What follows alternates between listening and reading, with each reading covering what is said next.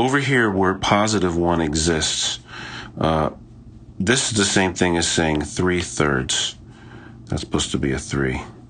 3/3. So 1/3 would be like here. So this is 1/3. 1/3. Negative 5/3. Well, negative 6/3 is the same thing as negative 2, right? Negative 6 divided by 3 is negative 6 divided by positive 3 is negative 2. So negative 6/3 is equal to negative 2. So negative 5/3 would be right there, negative 5/3. Not quite negative 6/3, but a little less negative. So we have a value here.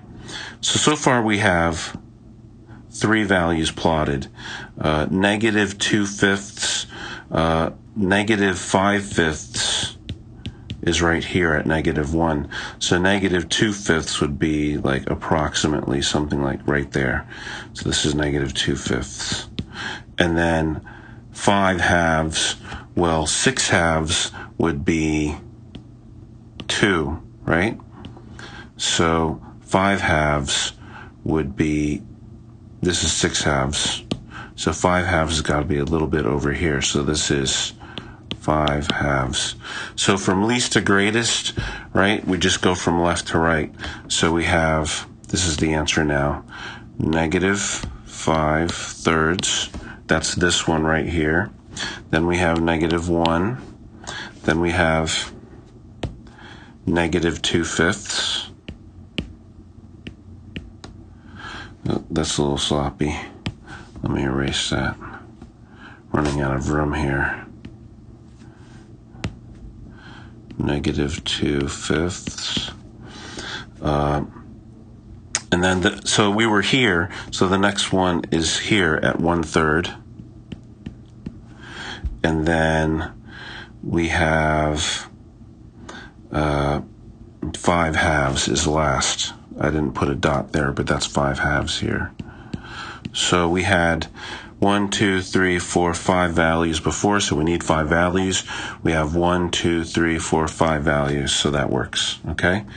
So that's number 2. Number 3, least to greatest. Same thing, except for this time they're all positive values, and it may or may not be the best way to do a number line for this. So if we just align them with a decimal, that might be the best way to do it. So that's the first one. So keeping the decimal in place. For the second one, I have 0.001. The third one was 0.011. And then the last one is 0.01. 0.01. Oh, the first one was 0.01 repeating. So 0.01 repeating, that's this one. Okay. So now we have it all because we have 4 numbers. And we have our 4 numbers in decimal form. All right, we're not going to add these, but it looks like we've lined them up to add them, but we're going to look at the smallest value, which would be this one is the smallest value. So in the order, that's 0.001, right? So the next smallest value would be 0.0, this one, 0.011, because it's one place over. Actually, let's rewind that a little bit. 0.001 is the next value. So then the next value up would be this one, 0.01. Okay? So I'm going to erase that other one. And now we see that we need the next biggest value up, which would be this one. And 0.011, I put that there. That leaves the last one, which ends up being the biggest one of all of them because this is repeating. So this would be 0.01, and then the one that's with the overstrike above it continues infinitely. So we have a value that looks like that. Okay. So we're on to number 4 now, and they're giving us the sentence, and we have to go to the expression. The quotient of 3 and the difference of W and H. The quotient of 3, so, right, we've got 3, we're going to put, that's a quotient or fraction. The difference of W and H, right? W and H, the difference of that. So that's subtraction. You have to know that. All right? So 3 over W minus H, okay? 3 times the difference of a number X and 5. 3 times the difference of a number X and 5, okay? 4 times the sum of Q and P. So Q and P are summed, but we're going to multiply that by 4. So this is Q plus P. So the expression that we're looking for here is that 4 times the sum of Q and P. 4 minus a number. So 4 minus a number. We start with the value 4 and we take away a number. It's that easy. All right? Get in the habit of circling your answers. Simplify. 4x minus the quantity 5 plus 6x plus 1. So this is going to be 4x, and we have to think about the fact that these parentheses mean that this negative sign has to be distributed to each term inside. So this is going to be 4x minus 5 minus 6x, and this 1 doesn't become negative because it's not inside the parentheses, so we just keep it as positive. Now we combine like terms. These two terms have x to the first, and these are two constant terms. So when we combine the x to the first terms, we get negative 2x and a negative 4. So this is the final, right? These two are the same constants, negative 5 and plus 1. So when you sum them, you get negative 4. So the final expression here is this, negative 2x minus 4. So 3 more to go. Evaluate B minus 2A minus C. When A is negative 3, A is negative 7, B is positive 3, and C is 7. So this is a substitution problem, and then it becomes like number 8. We have to simplify the expression. So the algebra is saying B, whatever the value of B is, subtract 2 times whatever the value of A is, and then subtract the value of C.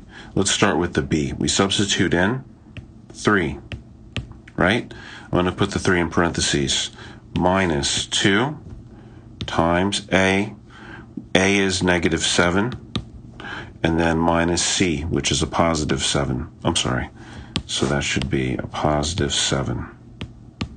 All right, substitute in. So now we have 3 minus 14 minus 7. Now we can simplify that and come up with our final answer. So we're starting with positive 3. We subtract 14. That brings us to negative 11.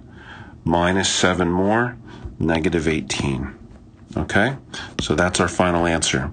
We had to substitute, and then we had to distribute, and then we had to simplify. So we come up with a final number, and that is equal to the given expression. All right? For 10, we're given a quadratic. Y raised to the second plus 2y plus 5. We have to evaluate for the value y is equal to 5. So the unknown becomes known. Y equals negative 5. So we have here negative 5 is going to be substituted in for y. We're raising that to the second. Plus 2 times negative 5 plus 5. Okay? Negative times a negative is positive. So negative 5 times negative 5 is positive 25 minus, right, minus 2 times negative 5 is 10. So 25 minus 10 plus the 5 that was there on the end, right? 25 minus 10 is 15, plus 5 more is 20. So the answer is 20. All right. Solve. So now, before we were evaluating expressions for given values, so now they're giving us just an equivalence. With the equal sign means equivalence. The stuff on the left is equal to the stuff on the right. So we have our little tricks that we could use for that. We say 3x equals 12. What happened here? What did I do from what was given to what I wrote underneath it? I subtracted 2 from both sides. So I can do that. If I do the same operation to the left, I could do it to the right. 2 minus 2, 14 minus 2. So now the new expression, this is a zero pair, is 3x equals 12. 3 times an unknown number is 12. So now I divide both sides by 3, and I have x equals 4. All right? What does that mean? That means that if the given is 3x plus 2 equals 14, the only value x could be is 4 for that equation. Okay? Now we have, for number 12, we have 9d minus d plus 6d plus 8 minus 3d equals the value 0. More terms in this problem, but still linear, and we have one equation, so it's all balanced. The stuff on the left is balanced to the stuff on the right. That's what mathematics says with the equal sign. Let's underline the variable terms. 1, 2, 3, 4. Those are the terms that have d, our unknown value. We will be able to start with one unknown. By the end of the problem, we will have everything known. We will know the value of d. So we start. 9 is positive, 9d. Sum that with another positive 6d is 15d, right? So now we have, let's do it like this, 15d, right? An intermediate step. And the look at the negatives now. Negative d and a negative 3d, that's minus 4d. And then we had a constant term plus 8 equals 0. So now we can say positive 15d and take away 4d plus 8 more is equal to 0. So now we have 11d plus 8 equals 0. Now we say 11 times the unknown value d is equal to negative 8. How did I do that? I subtracted 8 from both sides. So now we have 11d equals negative 8. Divide both sides by 11. And now we have d, the unknown, is now known as negative 8 over 11. Okay?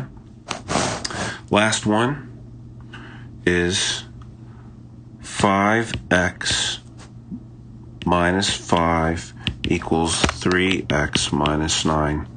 Why did I rewrite that again? I'm not sure. Let's just put it like that. So now we have to subtract 3x from both sides, and we have to add 5 to both sides, right? So 5x minus 3x, that is 2x. This is a zero pair, and then we have another zero pair there. So now we have negative 4. X is equal to, divide both sides by 2. We have x equals negative 2. Thank you for watching.